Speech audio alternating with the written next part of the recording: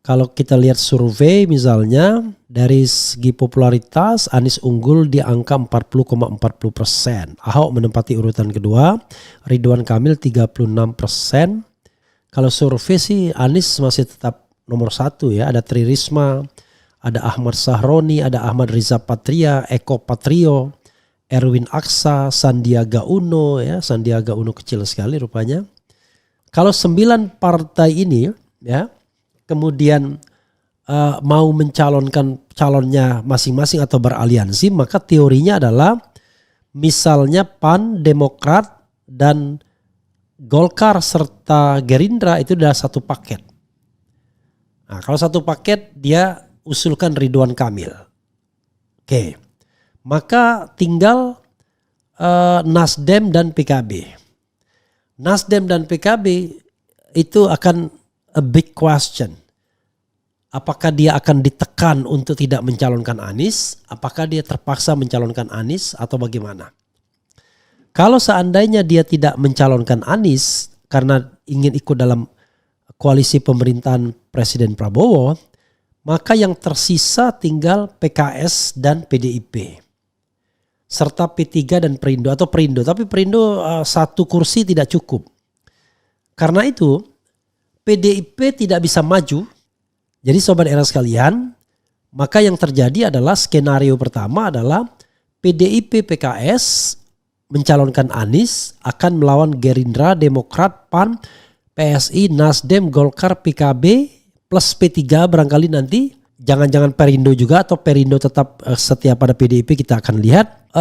Dan mencalonkan Ridwan Kamil. Karena Ridwan Kamil dianggap titik konvergensinya. Maka akan ada 2 calon, Anies versus Ridwan Kamil.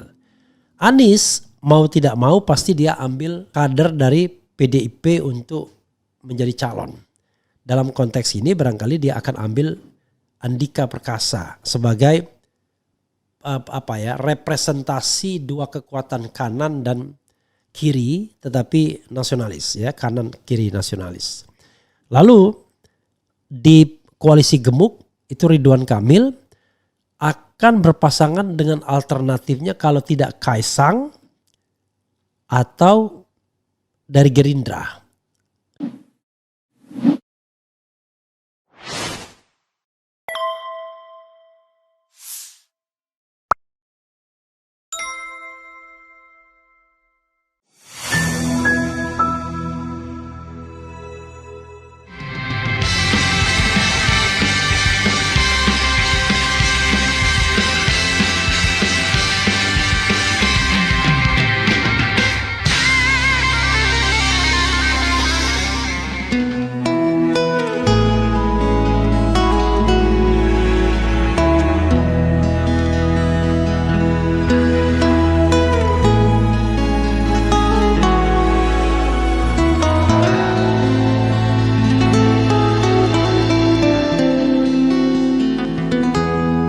Ketika matahari hanya di atas kepala panas melelehkan, ketika keadilan akan ditegakkan di hari akhir zaman. Padang yang luas tak ada naungan, tapi engkau pemimpin adil.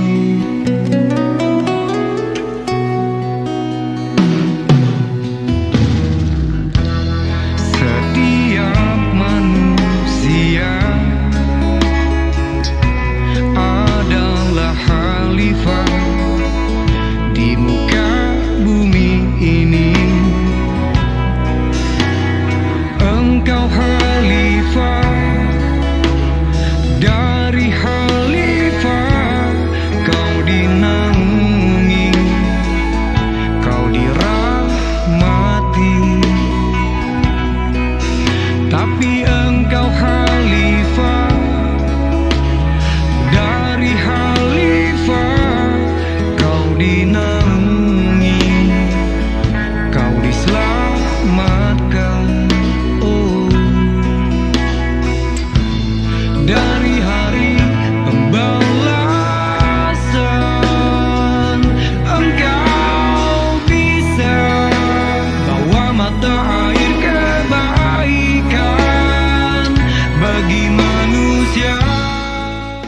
Assalamualaikum warahmatullahi wabarakatuh.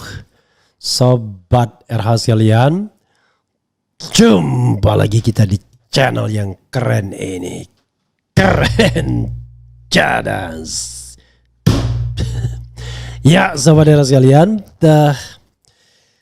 ini ada hal yang menarik ya.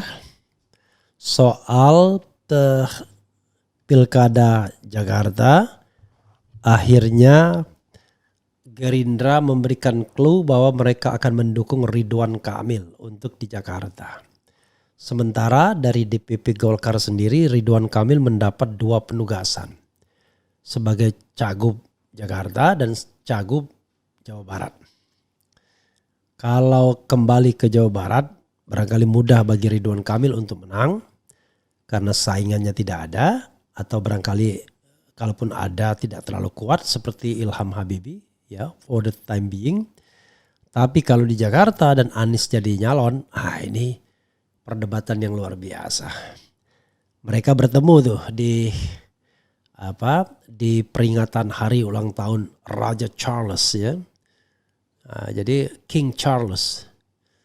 Jadi Charles keberapa ini? Charles II ya. Karena Charles itu pernah juga ya, Charles the First yang pernah melampaui parlemen Inggris, dan kemudian Charles the First menjadi negara yang monarki absolut ya. Sobat daerah sekalian, coba kita bacakan di sini ya, dan juga nanti ditampilkan itu medsos-medsosan antara Ridwan Kamil dan Anies Baswedan ya.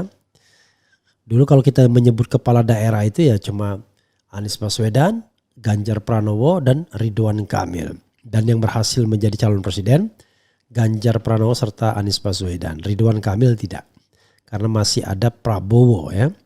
3 hasil survei terbaru Pilkada Jakarta 2024. Akhirnya Gerindra pasang Ridwan Kamil versus Anies dan Ahok. Coba kita bacakan ya. Tribunkaltim.co. Jadi begini, sebelum saya membacakannya, saya ingin mengatakan begini sobat daerah sekalian. The big question di dalam Pilkada DKI itu adalah apakah akan terjadi lagi head to head antara kubu sokol pemerintah atau yang bakal menjadi pemerintah dengan kubu yang sokol disebut dengan oposisi. Anies tetap menjadi simbolisasi dari oposisi, sementara calon Gerindra dibantu oleh istana menjadi simbolisasi the establishment atau penguasa atau yang bakal menjadi penguasa. Ataukah akan ada 3 pasang lagi triangle di mana PDIP menjadi faktor yang lain. Jadi faktornya adalah faktor Prabowo Jokowi, faktor PDIP dan Mega, faktor Anies PKS. Kira-kira kalau kita bicara triangle-nya begitu.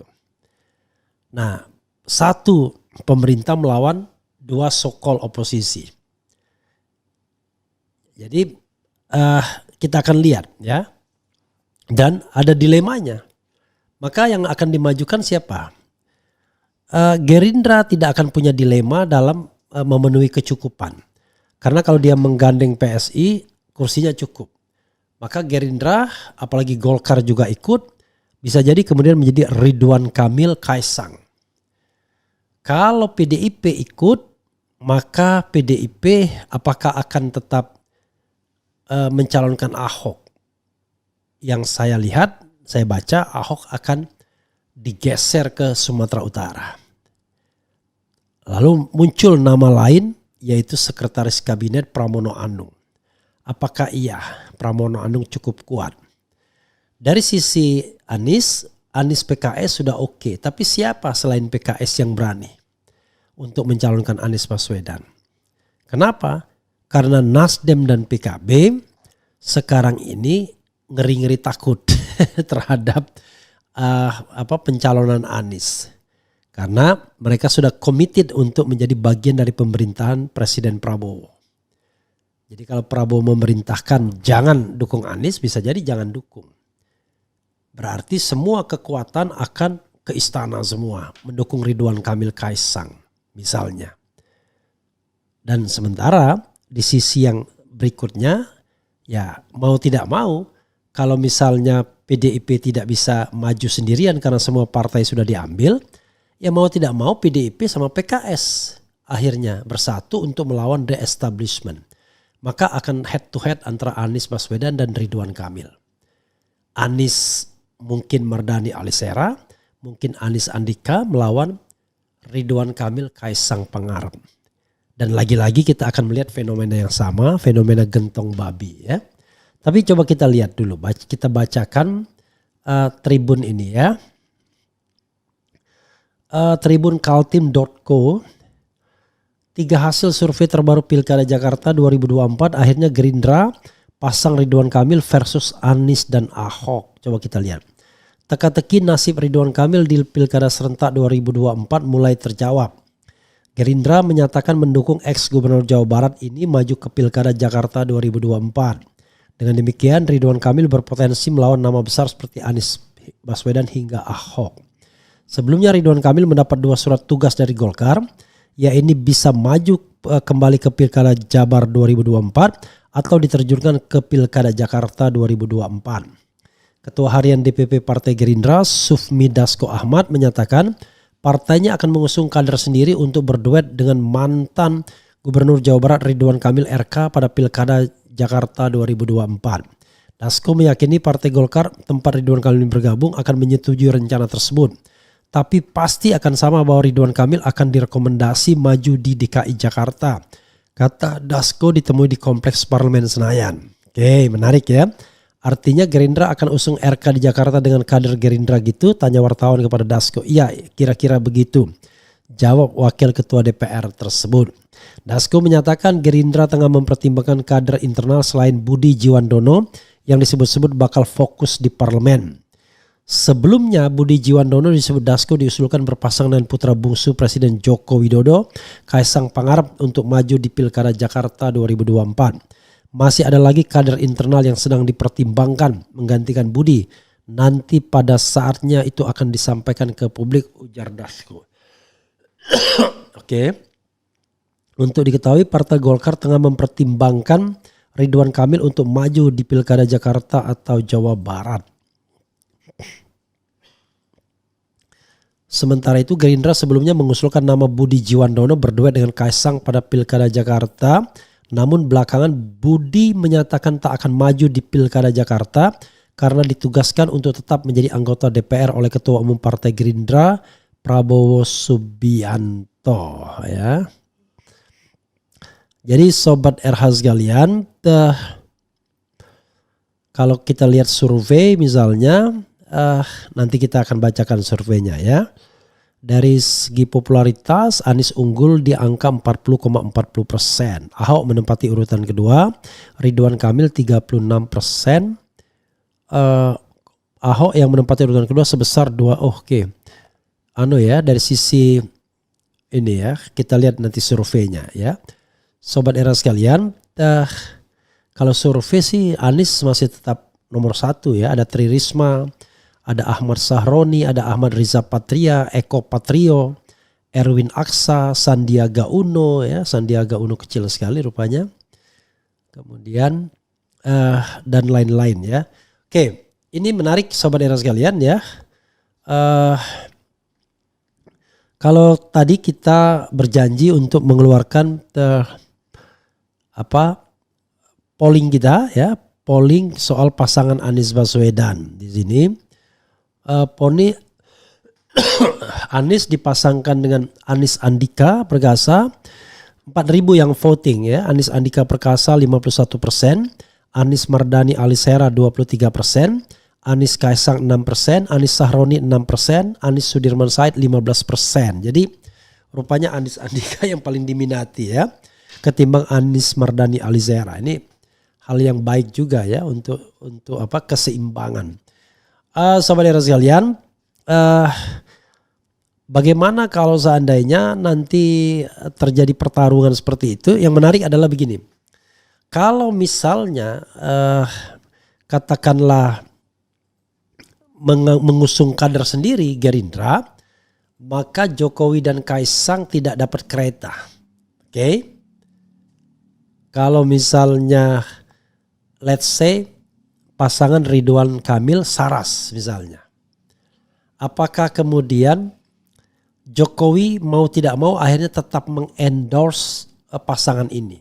Karena jangan lupa pada waktu pencalonan memang Prabowo belum presiden. Tapi pada waktu pemilihan Prabowo sudah presiden. Sudah sebulan lebih menjadi presiden. Jadi dia yang akan lebih punya pengaruh. Ini menarik untuk kita lihat, kita pertimbangkan konstelasinya Sobat Era sekalian ya. Jadi Ridwan Kamil berpasangan dengan kader Gerindra, dan kader Gerindra itu kalau pakai nepotisme diambilkan dari keluarga Prabowo, mungkin juga Saras ya kan, untuk mendongkrak popularitasnya juga. Mungkin juga Budi Jiwandono, tapi Budi Jiwandono sudah dikatakan tidak. Jangan-jangan putranya Prabowo Didit, jangan-jangan ya kan. Karena Prabowo yakin bahwa kekuasaan yang akan mengalahkan mereka yang punya popularitas kan. Itu keyakinan dia ketika maju Pilpres.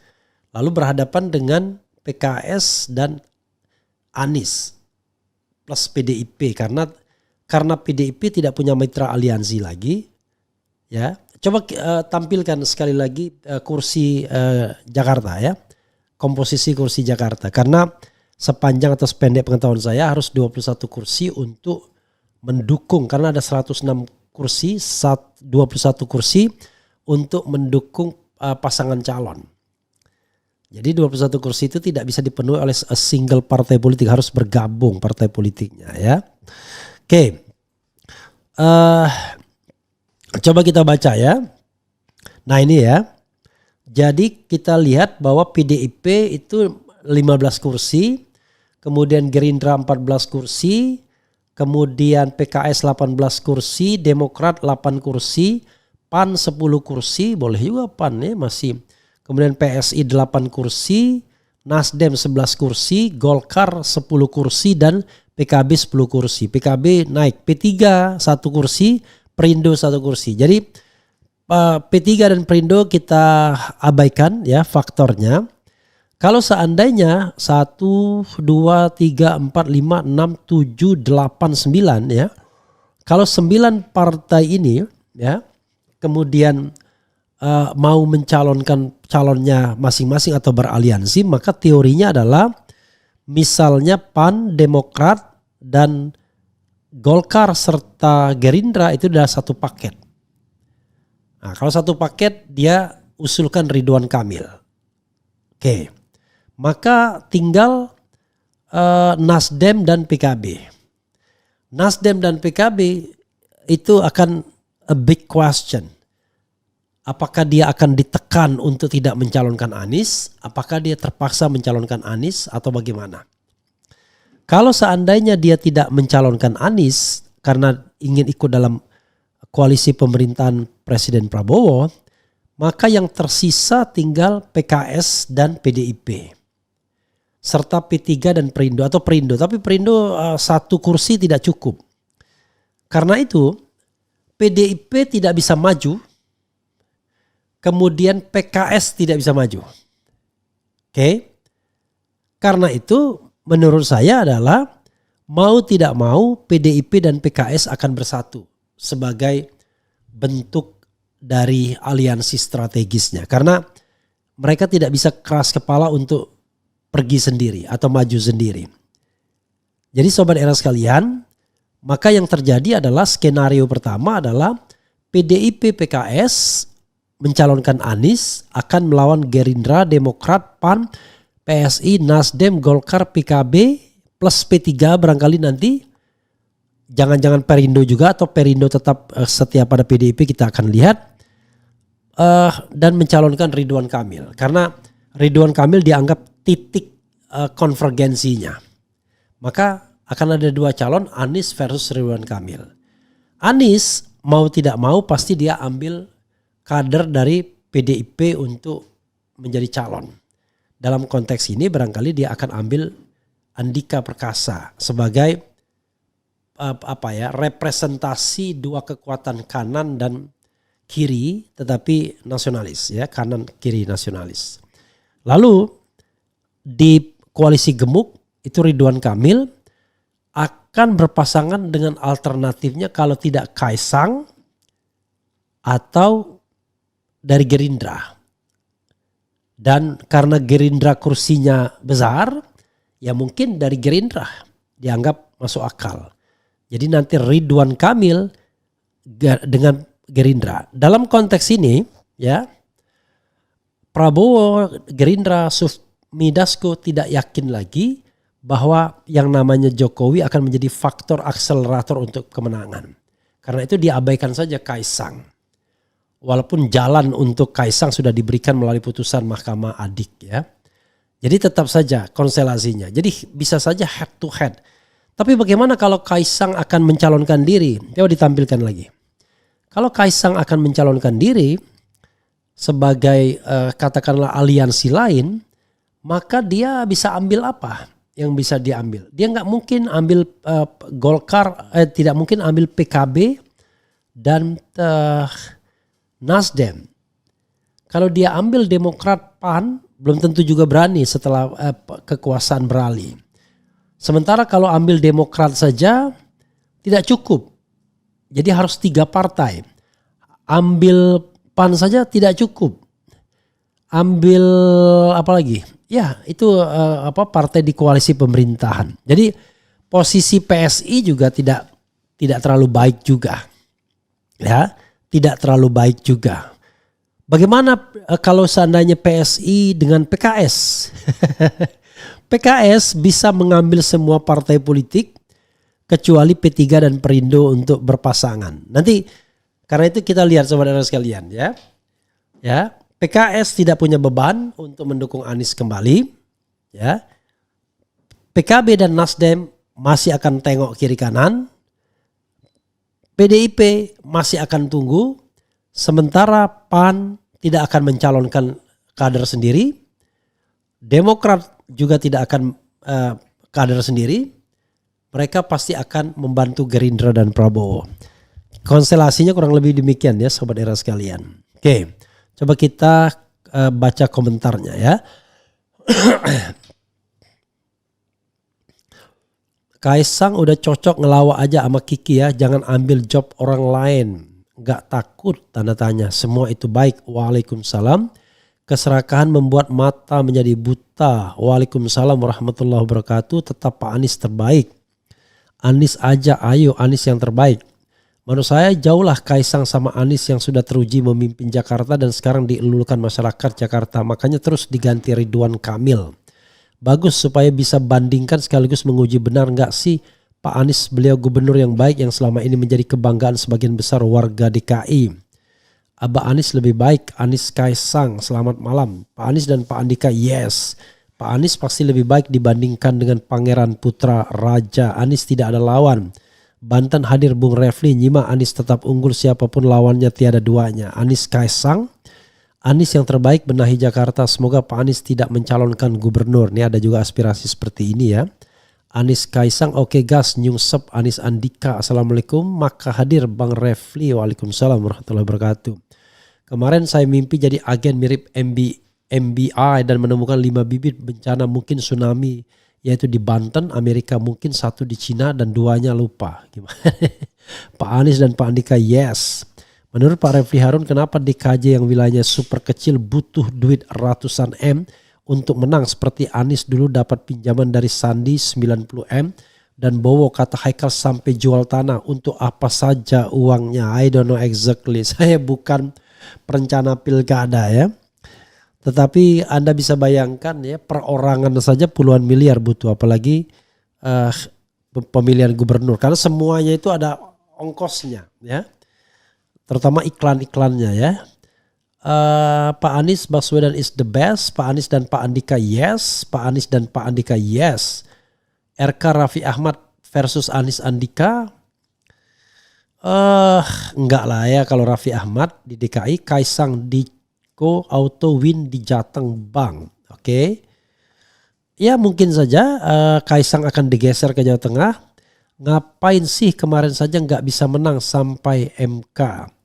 Kaisang, boneka pandamu mana? Kami cute banget kalau bawa boneka. Ya, saudara sekalian, itu saja ya.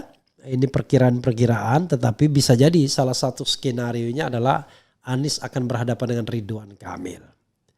Bagi Ridwan Kamil, rugi juga dia kalau kemudian harus berhadapan dengan Anies di Jakarta.